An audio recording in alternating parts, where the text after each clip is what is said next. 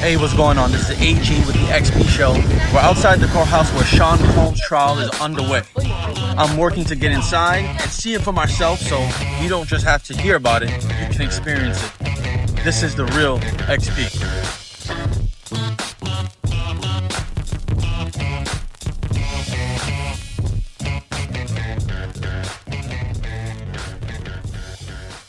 Hey, what's good, y'all? It's AG.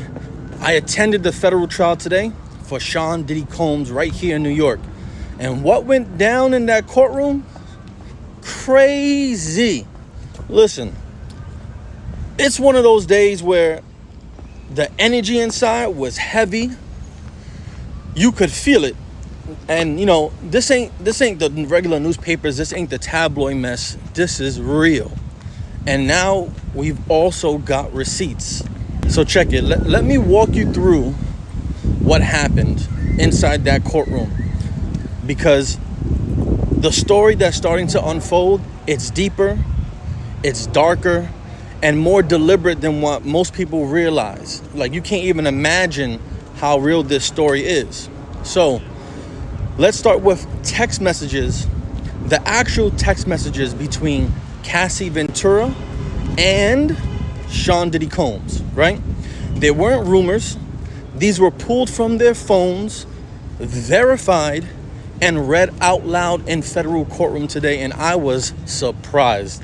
One message showed Diddy asking Cassie if she wanted to spend Christmas with a freak-off.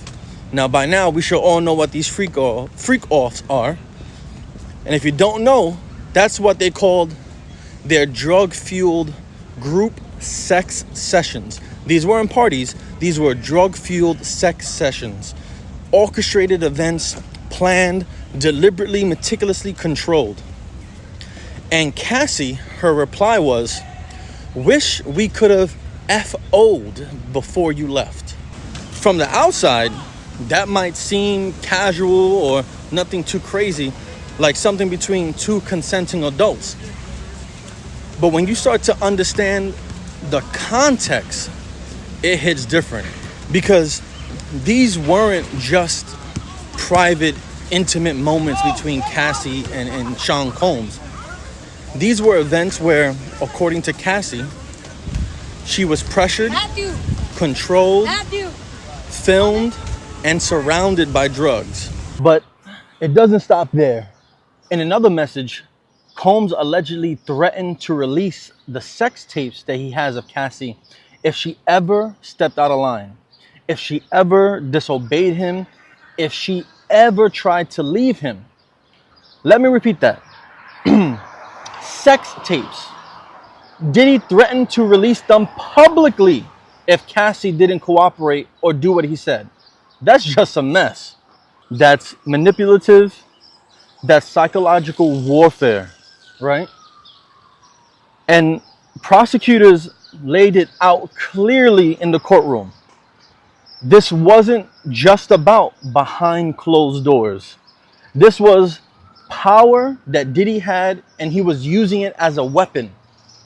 Control through fear, and the fear wasn't empty. It came with leverage. All the things that Diddy had at his disposal. And then came the part about Kid Cudi, right? Court records show that after Diddy found out Cassie started dating Kid Cudi, he allegedly demanded $20,000 from her. And once again, he did that by threatening to leak the sex tapes he has of her. Yo, listen, that's extortion. Now, let's pivot to more of the logistics, because the prosecution didn't stop with the messages. They showed travel receipts, flight bookings, hotel records, all paid for by Bad Boy Entertainment, Diddy's company. And that's his own company, that they showed, that they proved that these were being paid by that company. This wasn't spontaneous. This was coordinated. And in one case, right, Cassie was booked under a fake name, under an alias by Janet Clark 408, a fake name. You only use fake names when you're hiding something. But then we heard a name that caught the entire courtroom's attention. And that name was Guido. That's how I pronounce it, Guido. In several messages between Diddy staff, this guy Guido gets brought up pretty often. You probably haven't heard the name in the headlines in the newspapers, but in the courtroom, it was very clear. Guido was the drug supplier for Diddy. He brought Molly, ketamine, Adderall, Xanax, everything Diddy and his circle of friends, whatever they needed to fuel these freak-offs, Guido was the one to supply it, right? One message asked for $700 for Guido as payment. Another showed a request for 15 Molly pills approved directly by Diddy in text message. But maybe the most detailing, Diddy allegedly told his assistant, right? Don't put that in writing. I could understand why. And when someone says that, they know what they're doing is illegal. It's just common sense. You don't want that information being, you don't want that information getting out, right? So let's zoom out for a second. The government's case is starting to take shape as a criminal enterprise that Diddy was running. That's the word they're building towards, a criminal enterprise, right?